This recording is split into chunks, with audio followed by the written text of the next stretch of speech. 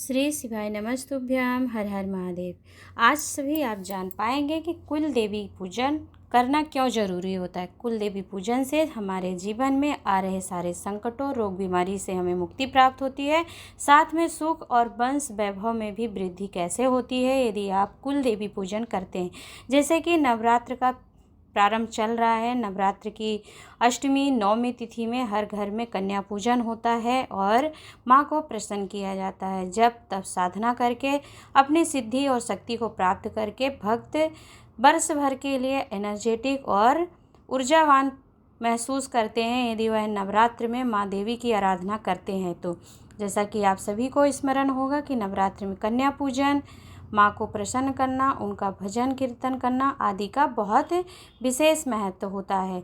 तो सभी घरों में कुल देवी होती हैं। सबकी अपने वंश की, कुल की एक देवी होती हैं जो हमारे कुल की रक्षा करती हैं। तो उनके पूजन से जुड़ी हुई आपको विशेष बातें बताऊंगी कि उनका पूजन क्यों करना ज़रूरी होता है। बहुत से लोगों को स्मरण नहीं है कि कुल देवी का पूजन करना क्यों आवश्यक है, क्यों ज़रूरी है। तो इन्हीं विशेष तथ्यों की जानकारी आपको इस वीडियो के माध्यम से प्राप्त होगी। तो वीडियो को अंत तक जरूर सुनिएगा, बीच में स्किप नहीं करिएगा, क्योंकि यह कुल देवी पूजन का महत्व है। देखिए, कुल देवी कोई अन्य स्वरूप नहीं है, माता पार्वती का ही एक स्वरूप होता है जो हमारे कुल में, वंश में रहकर हमारे घर के संकटों को दूर करके हमारे घर में वंश की वृद्धि करती हैं, कुल की रक्षा करती हैं। बहुत से ऐसे परिवार होंगे हमारे भारत में, सनातन धर्म, जिनमें कुल देवी पूजन का विधान नियम है कि वह पूजन करते हैं और परंपरा चली आ रही है यह कुल रीति की पूजा विधान की, तो सभी को करना चाहिए। देखिए, आज सभी शहरीकरण के कारण आज लोग, गाँव के लोग जो हैं शहर की ओर अग्रसर हो रहे हैं अपने जीवन यापन के लिए। परंतु क्या होता है, हमारे हिंदू सनातन धर्म के जो संस्कार हैं, जो कुल रीति हैं, रिवाज हैं, उनसे हम कहीं ना कहीं वंचित हो रहे हैं। तो देखिए, वर्ष में जो 4 नवरात्रि पड़ती हैं, 2 गुप्त नवरात्र होती हैं और 2 प्रकट नवरात्र होती हैं, जिसमें से पहली है चैत्र नवरात्र जिसका प्रारंभ चल रहा है। दूसरी होती है आश्विन माह में पड़ने वाली नवरात्रि जिसे शारदीय नवरात्र, फिर आषाढ़ी नवरात्र होती है और माघ महीने की गुप्त नवरात्र होती है जिसमें माँ की गुप्त रूप से साधना, पूजन, कन्यान आदि किया जाता। उसमें हम अपने अनुष्ठान को, पूजन को, स्मरण को प्रकट नहीं करते, गुप्त रूप से बिना किसी शोर शराबे, बिना किसी प्रकटता के हम पूजन नियम को धारण करते हैं। तो देखिए, चैत्र नवरात्र चल रहा, आप सभी के घर में नियम होगा कि देवी माँ को आषाढ़ी नवरात्र या फिर शारदीय नवरात्र या चैत्र नवरात्र में देवी माँ को पूड़ी, हलवा और चने का भोग लगाया जाता है। यह सिर्फ शहर की रीति परंपरा नहीं है, अब तो ग्रामीण लोग भी इस नियम को, कुल देवी के पूजन नियम को और उनकी प्रसन्नता के लिए करते हैं। तो देखिए, जो लोग शहर में रहते हैं, वर्ष में चारों नवरात्र में से एक नवरात्र में प्रयास किया करिए कि कुल देवी का पूजन अवश्य करने जाएं। देखिए, कुल देवी पूजन से हमारे जीवन से सारे कष्टों का निवारण होता है, हमें कष्टों से मुक्ति मिलती है, किसी भी तरीके की बाधाओं से हम ग्रसित नहीं होते हैं और जीवन में सुख, वंश और वैभव में वृद्धि होती है। देखिए, कुल देवी क्या करती है, हमारे कुल की रक्षा करती हैं, वंश को बढ़ाती हैं।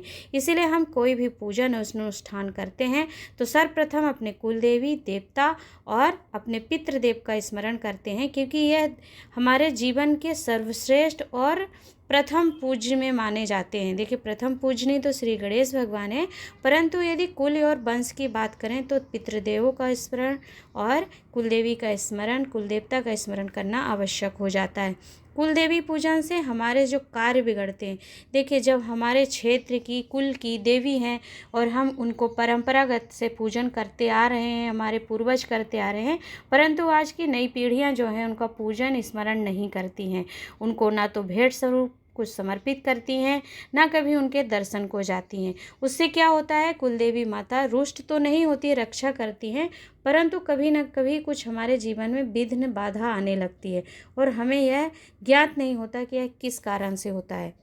तो जीवन में विघ्न, बाधाओं का आना ही, एक तो कुल देवी माता को कभी प्रसन्न नहीं करना, उनका अनुष्ठान नहीं करना, उनका दर्शन आदि नहीं करना, उनसे अपनी गलतियों की क्षमा नहीं मांगना, दूसरा अपने पितृदेवों को याद नहीं करना, उनके निमित्त कुछ कार्य नहीं करना। तो देखिए, आप नवरात्र में माँ को प्रसन्न करिए। यदि आप अपने जो पैतृक स्थान है, जिस वंश कुल में आप रहे हैं, जन्मे हैं, वहाँ नहीं जा सकते, कुल देवी का दर्शन नहीं कर सकते, तो उनका आप मानसिक रूप से पूजन स्मरण कर सकते हैं। देखिए, कन्या भोजन कराते हैं तो आप जो कन्या पूजन में दान दक्षिणा कन्या स्वरूप में माँ को देते हैं, उसी तरीके से आप कन्या पूजन करिए और अपने कुल देवी का स्मरण करिए। और आप जहाँ जिस स्थान पर रहते हैं, कम से कम आप एक नारियल अवश्य तोड़ा करिए कुल देवी के नाम से। देखिए, कुल देवी का नाम स्मरण करिए आप और एक नारियल उनके निमित्त और एक वस्त्र समर्पित किया करिए कि हे माँ, हम आपसे दूर रहते हैं, आप अपनी कृपा यहाँ पर जहाँ हम रह रहे हैं उस स्थान पर बनाए रखिएगा और हमारे जीवन में आ रही बाधाओं को दूर करके हमारे जीवन पर असीम कृपा करिए। देखिए, कुल देवी का पूजन जो होता है ब्रह्मास्त्र के बराबर होता है। यदि हमारे जीवन में हमारी कुल देवी या कुल देवता प्रसन्न होते हैं तो हमारा बाल भी बाका नहीं होता, कोई हमारा अनिष्ट नहीं होता है, कोई हमारे घर में बाधाएं नहीं आती है, रोग बीमारी कष्ट का हरण होता है और आपको यश कीर्ति वैभव सब प्राप्त होता है। देखिए, कुल देवी और कुल देवता और पितृदेवताओं का जो स्थान होता है, कुल देवी हैं कौन? हमारे माता पार्वती जो हैं, उन्हीं का एक अंश स्वरूप होता है जो हम कुल देवी के रूप में पूजन करते हैं। यदि आप शिवलिंग का पूजन करते हैं, जल समर्पित करते हैं, तो कहीं ना कहीं यदि आप कुल देवी माँ का स्मरण करते हैं जल समर्पित करते हुए कि हे माँ, हे माता पार्वती, हम अपनी कुल देवी का स्मरण करते हुए आपको जल समर्पित कर रहे हैं, तो हमारे जीवन में हमारी कुल देवी माँ की कृपा बनी रहे, ऐसी आप हम पर कृपा करिएगा। तो इस प्रकार से आप अपने कुल देवी की पूजन करके वर्ष भर माँ की असीम कृपा प्राप्त कर सकते हैं और आप अपने घर से रोग कष्ट बीमारी को दूर भगा सकते हैं और बाधा से मुक्त हो सकते हैं। क्योंकि आजकल क्या हो गया है कि हमारे जो ग्रामीण के लोग थे, जो नए बच्चे हैं, जो नई जनरेशन है, वह शहर में रहते हैं और अपनी पसंद का विवाह कर लेते हैं। फिर धर्म पत्नी जो आती हैं, उनका कर्तव्य बनता है, उनका उत्तरदायित्व होता है हमारे कुल देवी पूजन का, नियम लेने का, परंतु हमारे बड़े बुजुर्गों के बीच में हम रहते नहीं हैं और हमें अपने नियम नहीं पता होते हैं, जो कि सबके यहाँ की परंपरा होती है।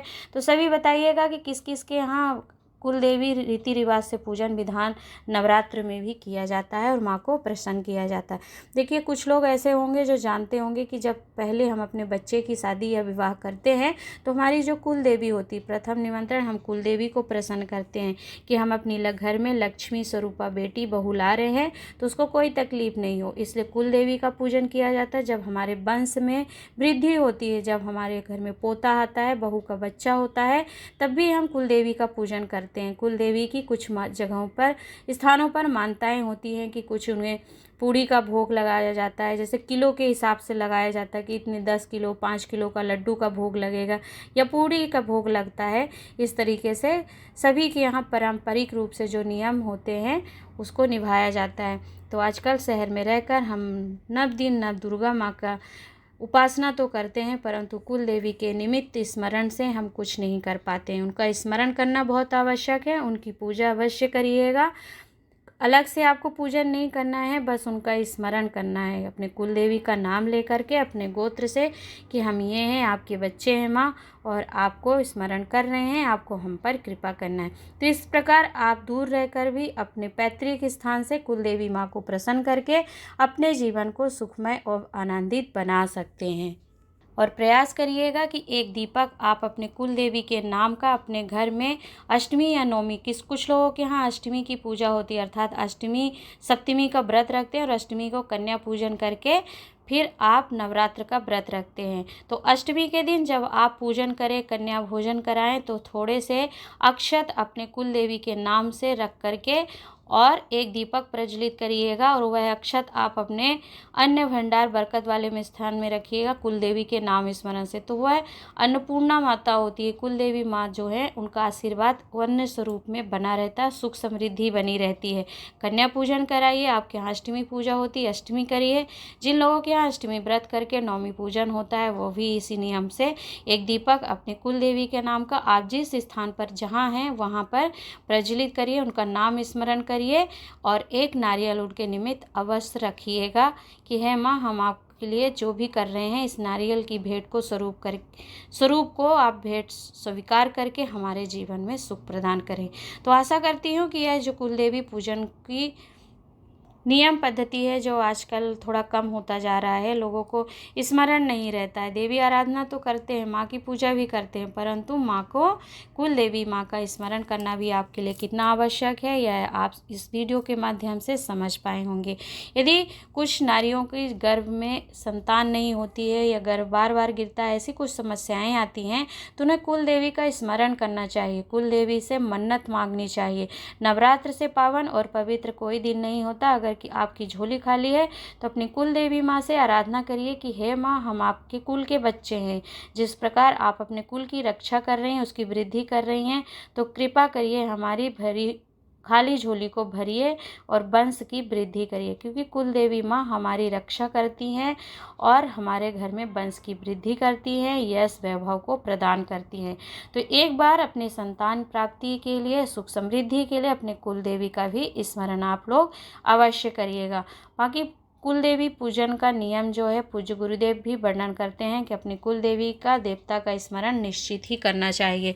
तो आशा करती हूँ कि इस वीडियो के माध्यम से आप कुछ सीख पाए होंगे, नियम जान पाए होंगे। तो ऐसे ही वीडियो प्राप्त करने के लिए वीडियो को लाइक शेयर करिएगा और चैनल सब्सक्राइब कर लीजिएगा। मिलती हूँ एक नए उपाय, नई जानकारी के साथ। तब तक के लिए हर हर महादेव, नमः शिवाय ओम।